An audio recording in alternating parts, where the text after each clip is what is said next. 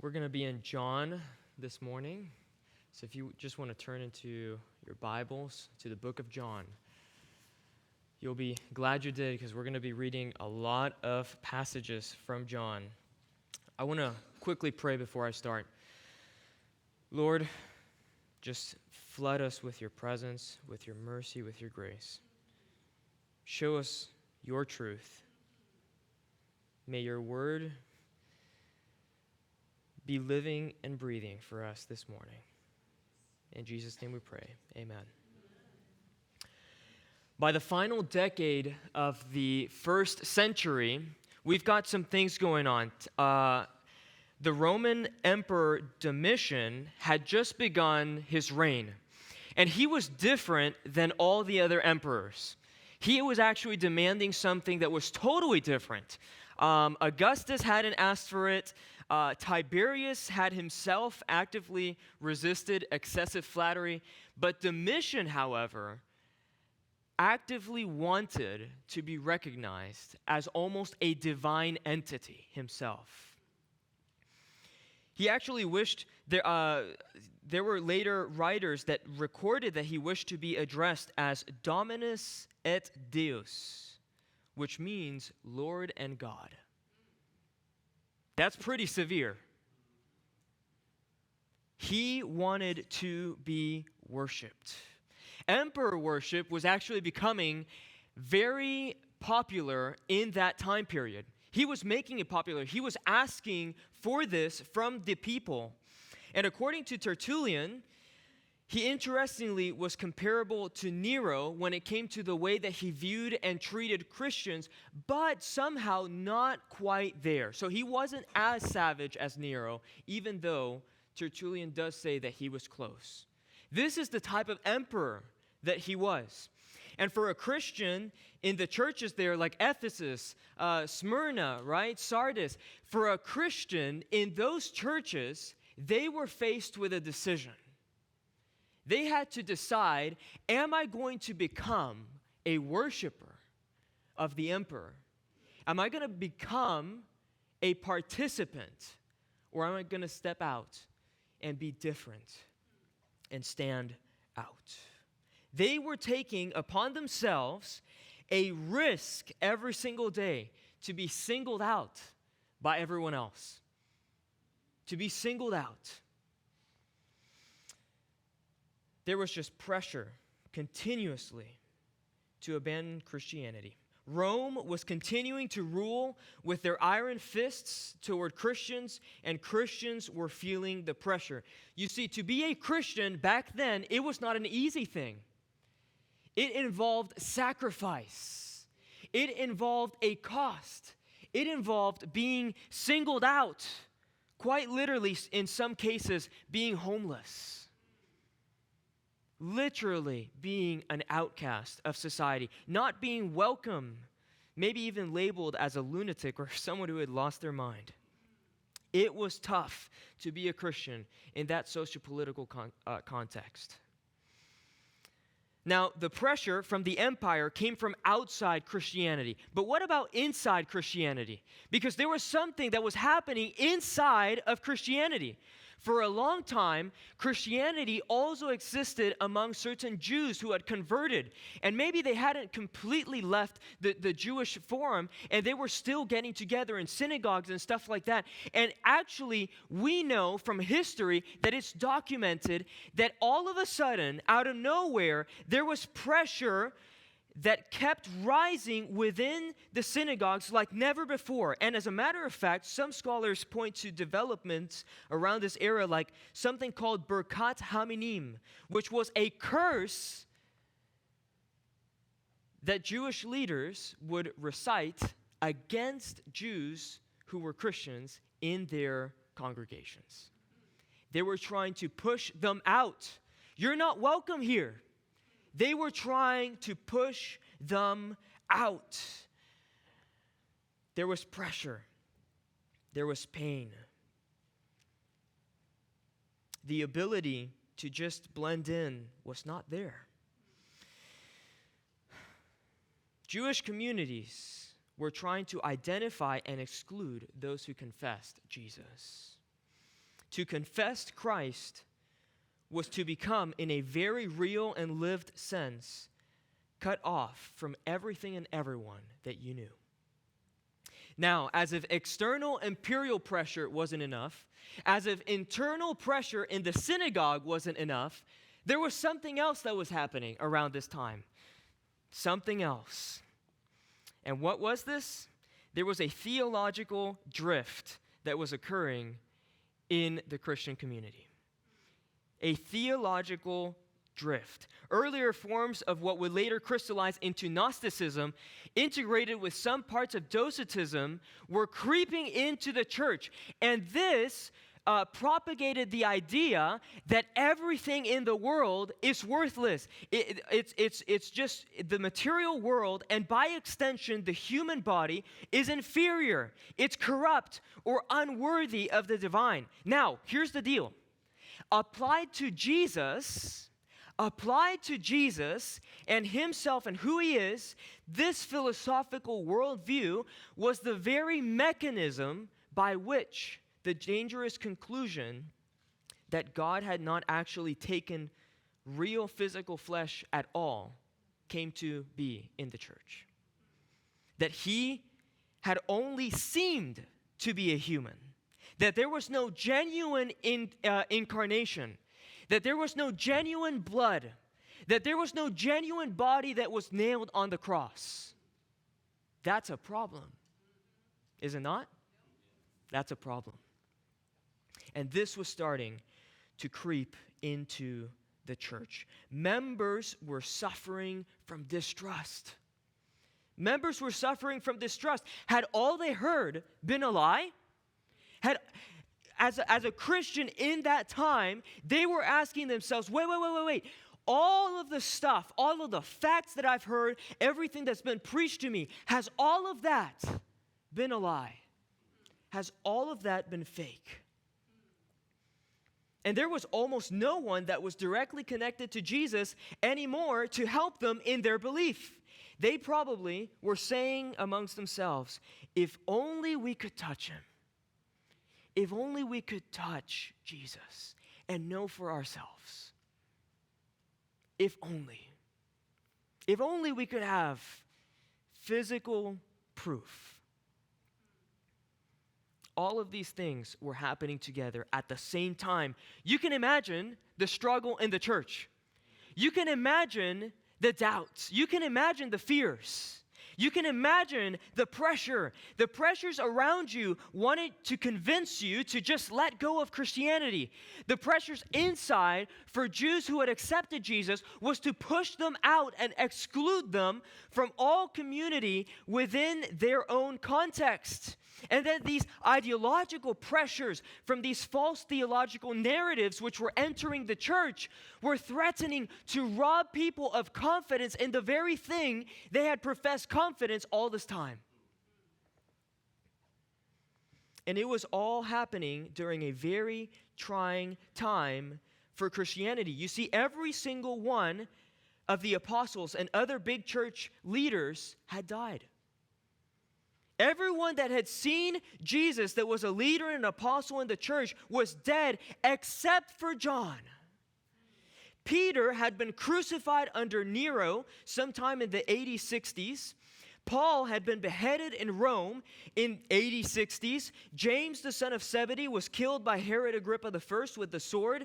James, the brother of Jesus, died in AD 62 by stoning, according to Josephus. Andrew was probably crucified. It's traditionally held that Thomas actually traveled to India and then was speared to death in India. Philip died. Matthew died. Everyone who could say, I myself walked with Jesus, was dead.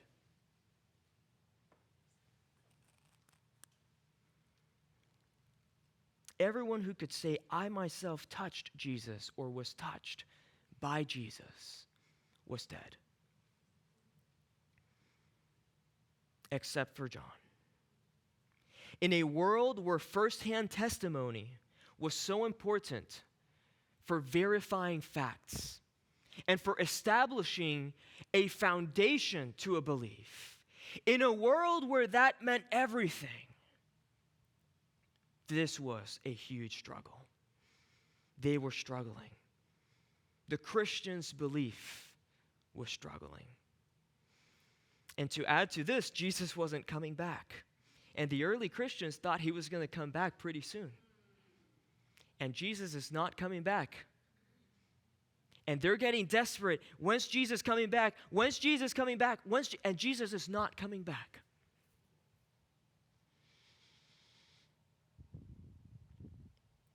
Christianity was in trouble. And John himself was in his old age. And he's about to die. You can only imagine. You see what's happening here? We are at a very, very defining moment for Christianity. Either this keeps going or it ends here.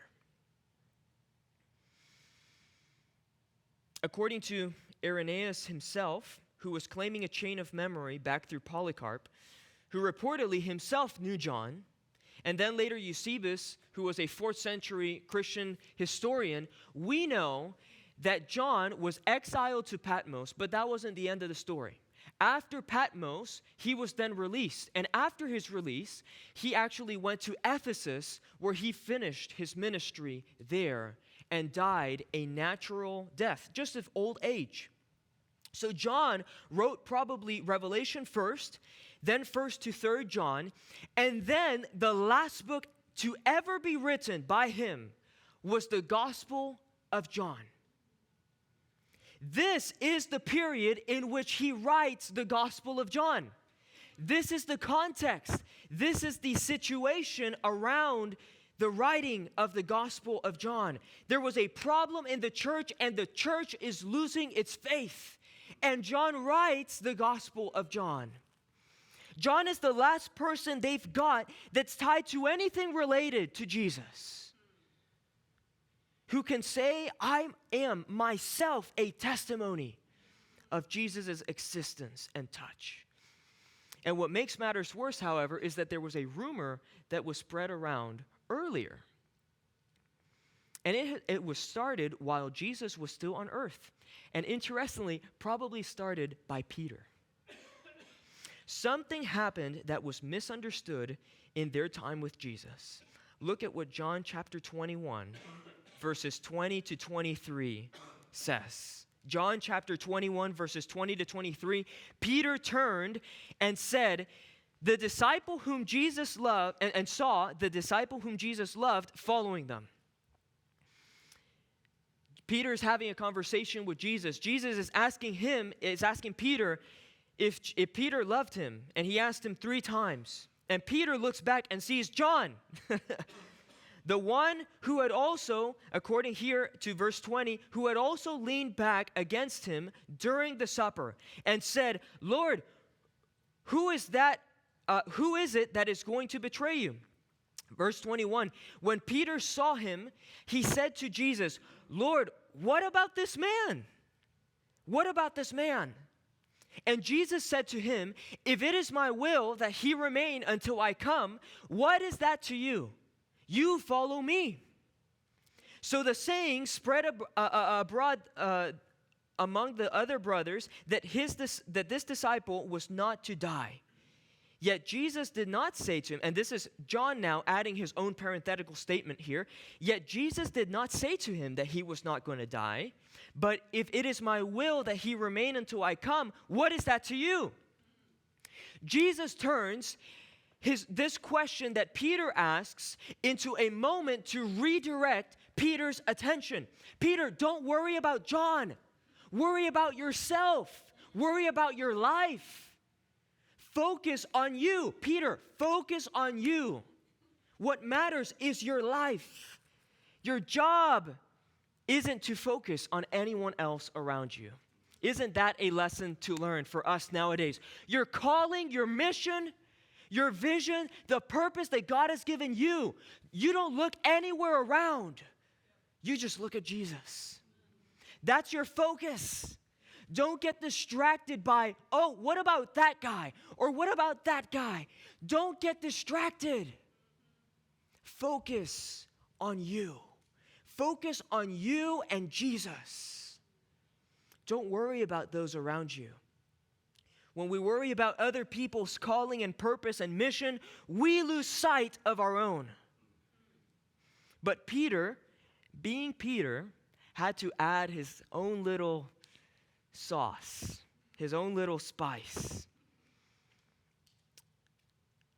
The Bible doesn't tell us exactly, precisely, how this rumor started, but I think I have an idea. There are 3 people in this conversation. Jesus clearly didn't start it. John is the one addressing the rumor, and there's one person left. So I would say it's Peter. And Peter must have gone back and started sharing with everyone else that Jesus said that John would never die until Jesus came.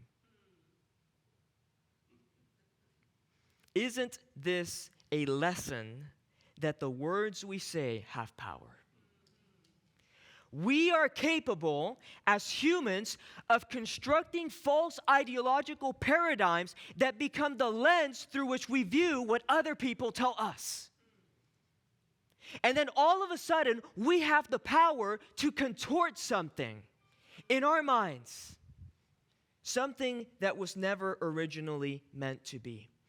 So much so that sometimes we believe in false realities.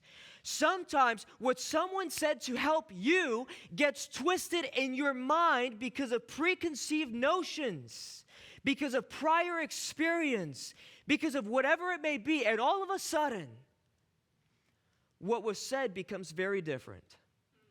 It's like the game of telephone. But instead of the message having to go through 20 people to get back around to you, the only intermediary between what you hear and what you understand is your brain.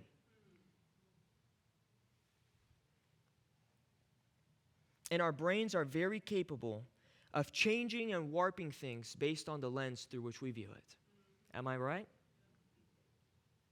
Sometimes it gets to the point that it's toxic.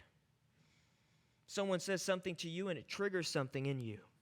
At that moment, you have the power to choose the way you interpret it. What lens am I going to view this message through? And Peter didn't like this. Peter didn't like what Jesus told him. Peter probably had some jealousies. Peter might have had some beef with John.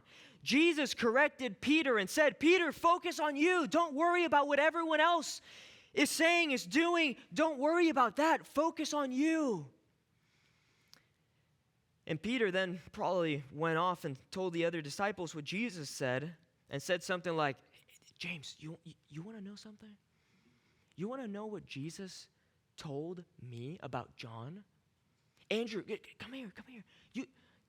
Can you imagine? Jesus said that John is going to live until he comes back.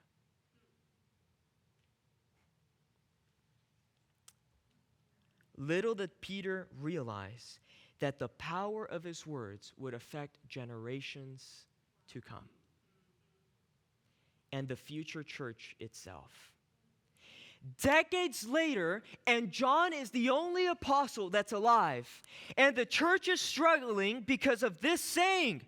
This saying had been passed down that John was not going to die before Jesus came back, and that Jesus himself had said that. Here John is old and aging, and he is close to dying, and he's the literal last spark that the Christian church has.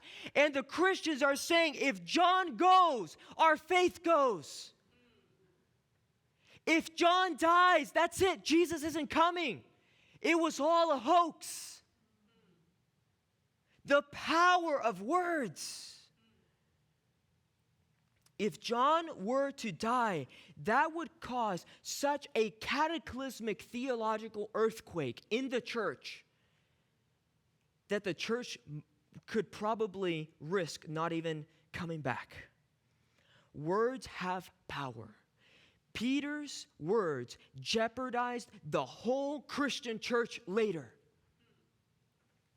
The gossip you choose to spread, the lies you might feel inclined to propagate, the interpretation of what someone said that you have personally decided to believe for yourself is what that truly meant. Be careful.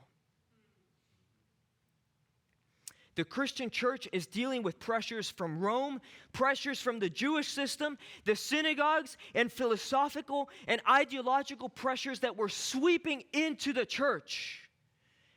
And like if it couldn't get any worse, John is about to die.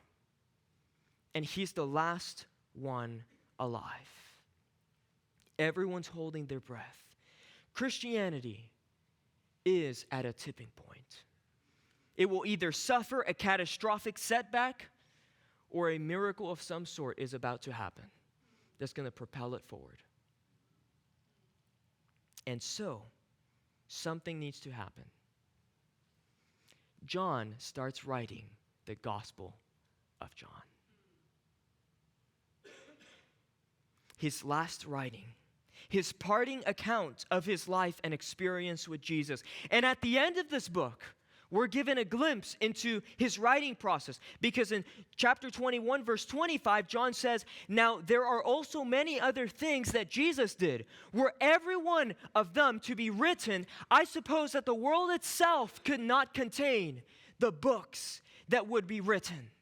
So John had a lot of stories that he could pick from. When John is planning to write this book, John has a lot of different options of how to frame this. He has a lot of different parables, a lot of different miracles, a lot of different powerful stories. There's so many things that could be written that not even the earth could contain. And yet, John chooses 7 miracles. Matthew, Mark, and Luke, the synoptic gospels, each contain close to 20. And yet John chooses 7. John chooses 7 miracles that he believed would tell exactly the message he wanted to tell. 7 in Hebrew is a beautiful number. 7 in Hebrew is a symbol for completeness, wholeness, perfection. I think what John is trying to tell us is that these intentionally selected 7 miracles perfectly and holistically present Jesus to its hearers, to its readers.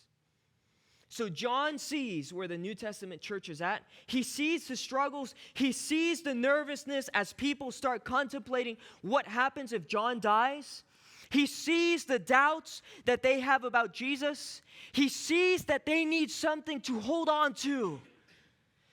John sees everything, and he starts writing. He chooses 7 fine-tuned miracles to accomplish the purpose he wants to accomplish, and writes miracle number 1. Jesus turns water into wine. John chapter 2.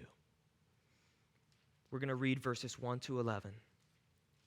John chapter 2, verses 1 to 11. On the 3rd day, there was a wedding at Cana in Galilee, and the mother of Jesus was there. Jesus also was invited to the wedding with his disciples. When the wine ran out, the mother of Jesus said to him, "They have no wine." And Jesus said to her, "Woman, what does this have to do with me? My hour has not yet come." His mother said to the servants, "Do whatever he tells you." Now there were 6 stone water jars there for the Jewish rites of purification, each holding 20 or 30 gallons. Jesus said to the servants, "Fill the jars with water." And they filled them up to the brim. And he said to them, "Now draw some out and take it to the master of the feast." So they took it. When the master of the feast tasted the water, now become wine, and did not know where it came from, though the servants who had drawn the water knew, the master of the feast called the bridegroom and said to him, "Everyone serves the good wine first, and when people have drunk freely, then the poor wine. But you have kept the good wine until now." This, the first of his signs, Jesus did at Cana in Galilee, and manifested his glory, and his disciples believed in him. The first miracle was to show everyone that Jesus had the authority over quality and abundance. This sign revealed that Jesus was the one who transforms the ordinary and insufficient into something abundant and superior. This also carried covenantal symbolism. Jesus was bringing the new wine. John goes on to write the second miracle, Jesus' healing of the official's son. John chapter 4, verses 46 to 54. John chapter 4, verses 46 to 54. So he came again to Cana in Galilee, where he had made the water wine. And at Capernaum, there was an official whose son was ill. When this man heard that Jesus had come from Judea to Galilee, he went to him and asked him to come down and heal his son, for he was at the point of death. So Jesus said to him, "Unless you see signs and wonders, you will not believe." The official said to him, "Sir, come down before my child dies." Jesus said to him, "Go, your son will live." The man believed the word that Jesus spoke to him and went on his way. As he was going down, his servants met him and told him that his son was recovering. So he asked them the hour when he began to get better, and they said to him, "Yesterday at the 7th hour, the fever left him." And the father knew that that was the hour when Jesus had said to them, "Your son will live." And he himself believed, and all of his household. This was now the second sign that Jesus did when he had come from Judea to Galilee. The second miracle was to show people that Jesus' word doesn't need proximity. Jesus doesn't need proximity to exercise his power. Jesus' authority isn't tied to physical location or contact. God's spoken word carries the same power wherever it lands. John goes on to write the third miracle, the healing of the paralytic at Bethesda. John chapter 5, verses 2 to 15. John chapter 5, verses 2 to 15. It says, "Now there is in Jerusalem by the sheep gate a pool, in Aramaic called Bethesda, which was 5 roofed colonnades. In these lay a multitude of invalids, blind, lame, and paralyzed. One man was there who had been an invalid for 38 years. When Jesus saw him lying there and knew that he had already been there for a long time, he said to him, 'Do you want to be healed?' The sick man answered him, 'Sir, I have no one to put me into the pool when the water is stirred up. And while I am going, another steps down before me.' But Jesus said to him, 'Get up, take up your bed and walk.' And at once the man was healed. And he took up his bed and walked. Now that day was the Sabbath. So the Jews said to the man who had been healed, 'It is the Sabbath. It is not lawful for you to take up your bed.' But he answered them, 'The man who healed me, that man said to me, take up your bed and walk.' They asked him, 'Who is the man who said to you, take up your bed and walk?' Now the man who had been healed did not know who it was, for Jesus had withdrawn, as there was a crowd in the place.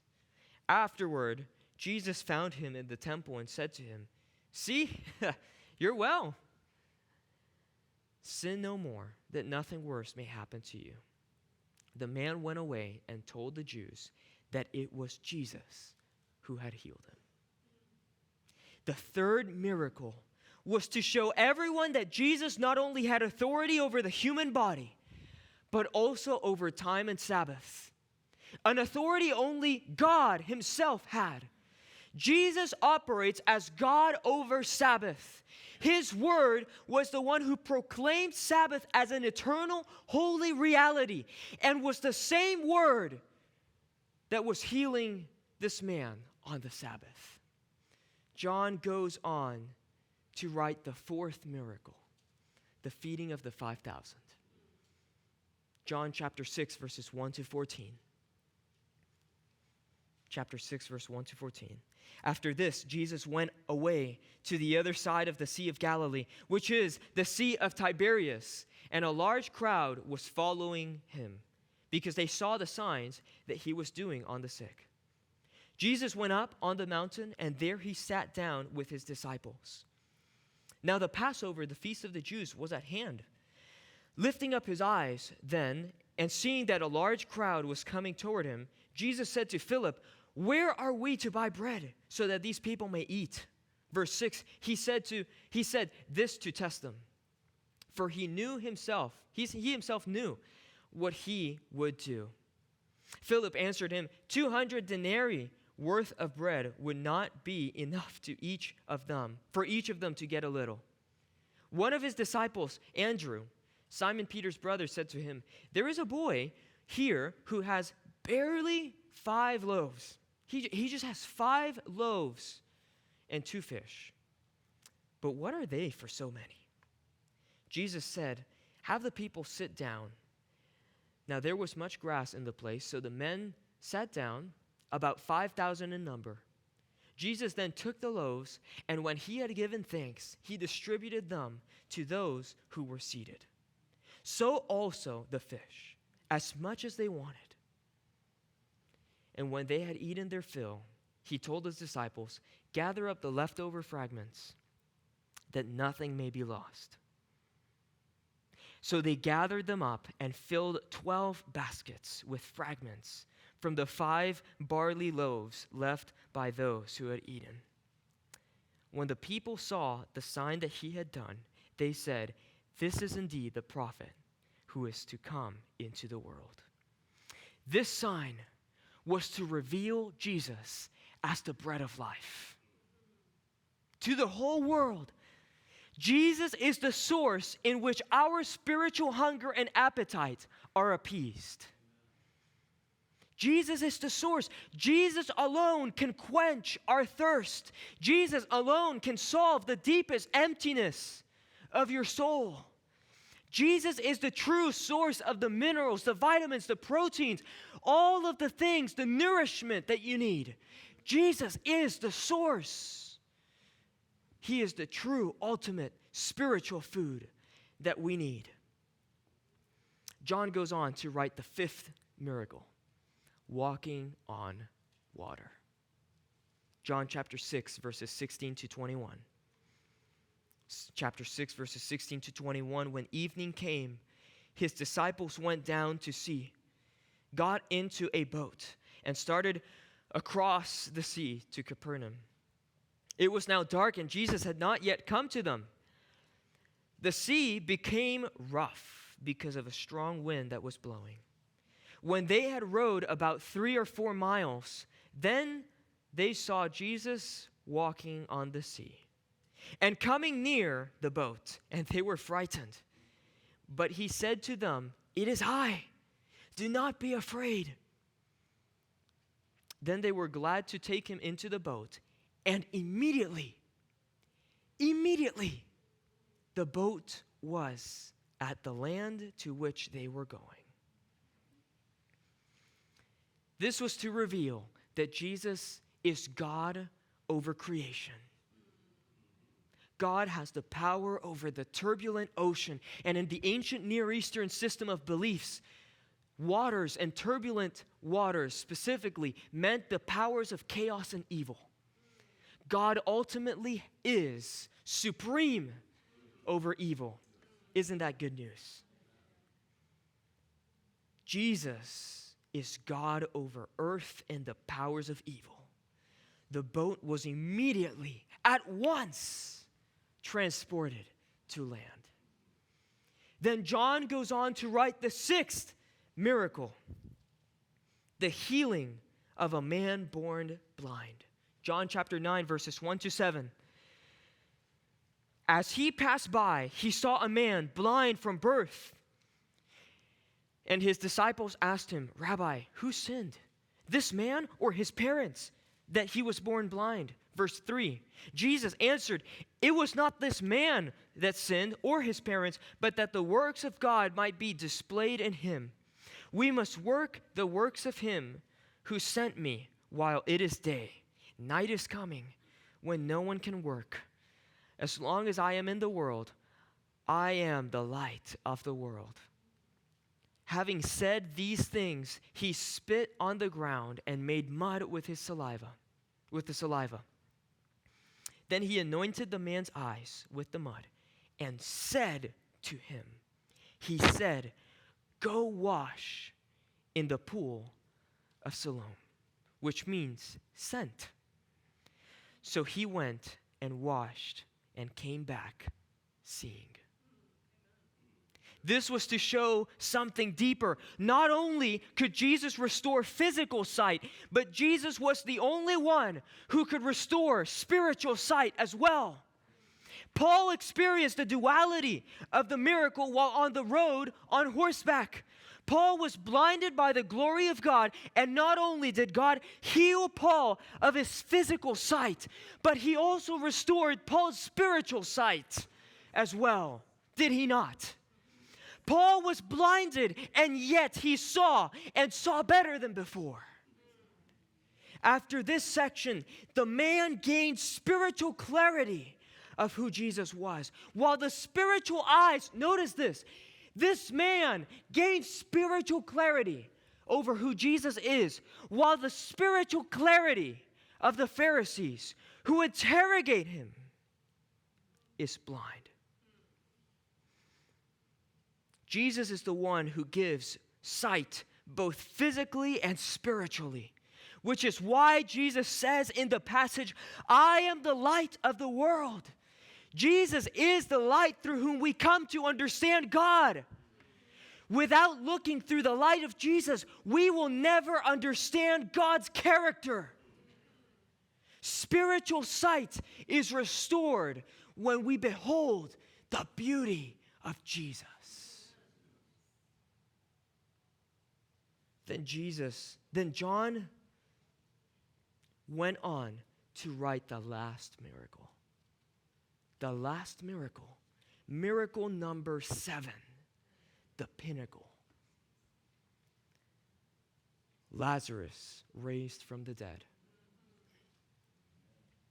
John chapter 11, verses 38 to 44. John chapter 11, verses 38 to 44. Then Jesus, deeply moved again, came to the tomb. It was a cave, and a stone lay against it.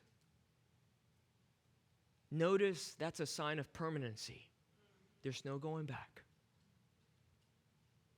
Jesus said, "Take away the stone. Take away the permanent label. Take away the, this is just how it's going to be. Take away the period. I'm going to keep writing this sentence." Martha,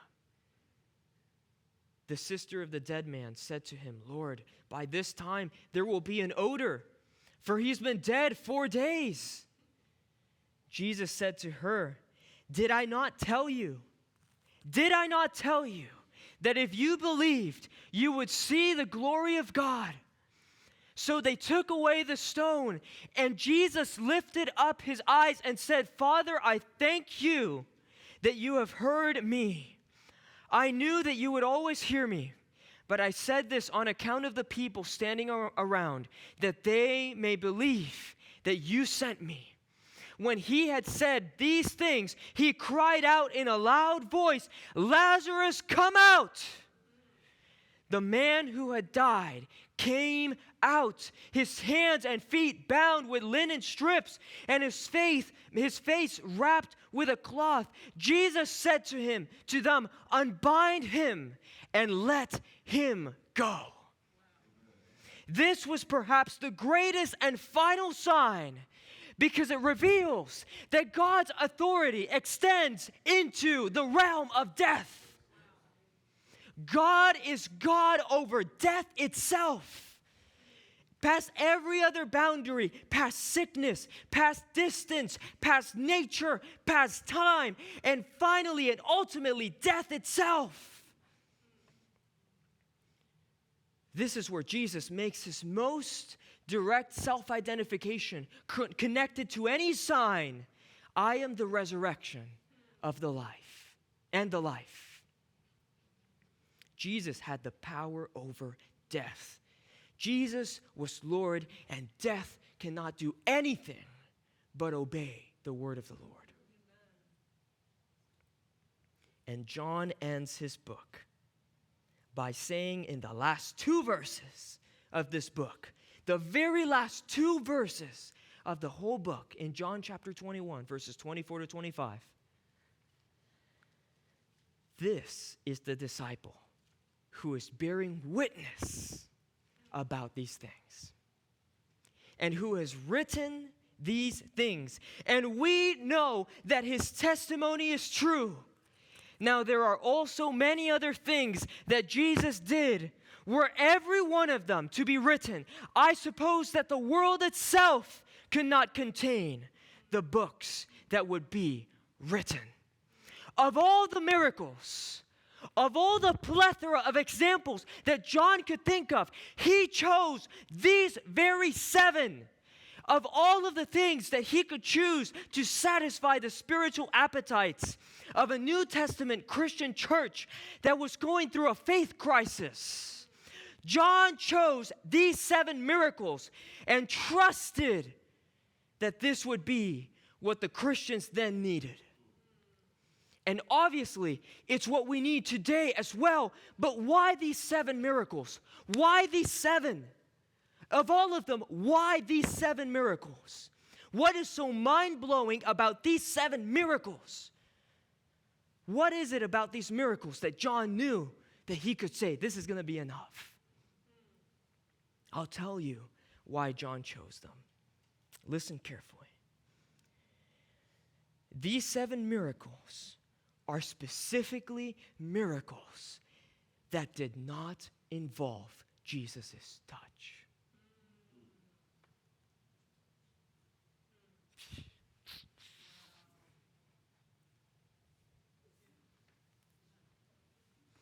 These miracles don't involve Jesus' touch.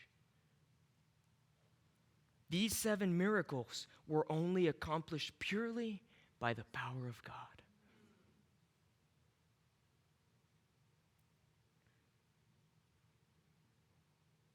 The same voice from the Old Testament who spoke light into existence. The same voice that brought the world into existence. The same voice that spoke to Noah and brought a flood upon the world.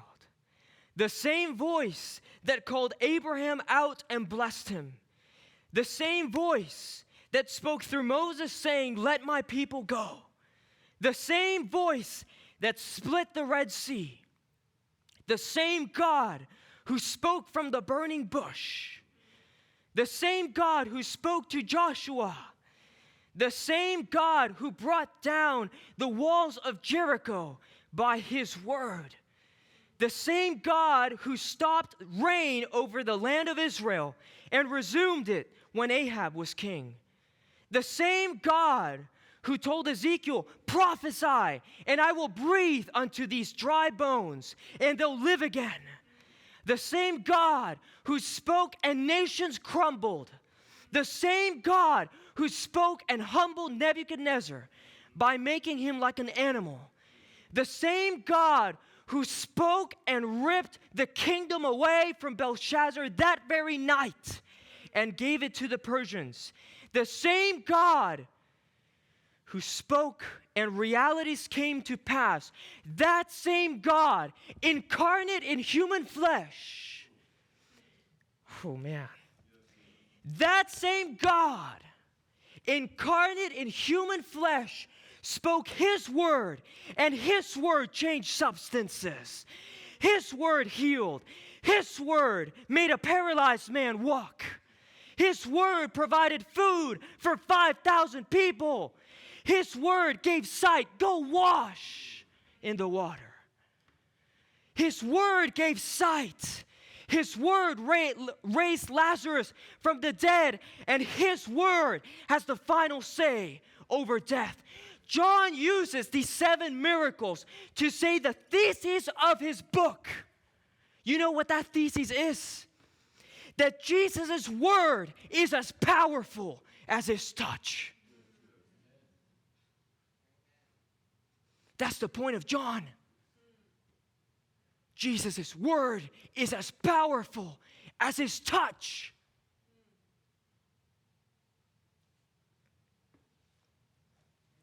To a generation of Christians who desired so bad for Jesus to be there. If only Jesus was here and we could experience the power that having Him physically could bring. If only Jesus was here and He could set all things straight. If only Jesus was here and we could be reinforced in our faith by seeing Him for ourselves with our very own eyes. If only Jesus was here and we could touch Him and He could touch me.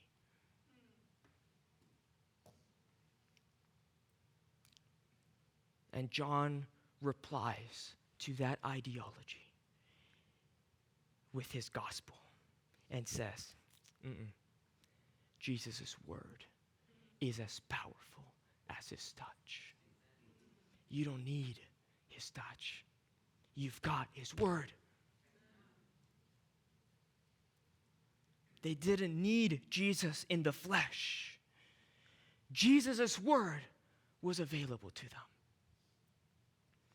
And to us, to you, Jesus says, my word is as powerful as my touch. Whatever the situation may be in your life that needs a change, that needs a miracle, whatever that area in your life may be that needs resurrecting, God's word is as powerful as His touch. How many of us wish Jesus were here present with us, and yet we have His word? God can speak something into existence and realities obey. Jesus' word is as powerful as His touch. For the person needing physical healing, Jesus' word is as powerful as His touch. To someone needing their spiritual sight restored, Jesus' word is as powerful as His touch. To a person struggling with their faith in a moment of crisis, Jesus' word is as powerful as His touch. To someone who has a health crisis and needs hope, Jesus' word is as powerful as His touch. To someone who has lost hope and no longer knows what direction north is in, Jesus' word is as powerful as His touch. To someone who has lost all hope in life, everything, Jesus' word is as powerful as His touch. To someone who has lost a loved one, Jesus' word is as powerful as His touch. To someone who needs resurrection in their life, Jesus' word is as powerful as His touch. Whatever the situation may be in your life, whatever the crisis, whatever the struggle, whatever the miracle needed, whatever the breakthrough is needed, whatever the need, whatever the doubt, whatever the death, whatever the situation, whatever the desperate hunger and thirst for Jesus Himself, Jesus' word is as powerful as His touch.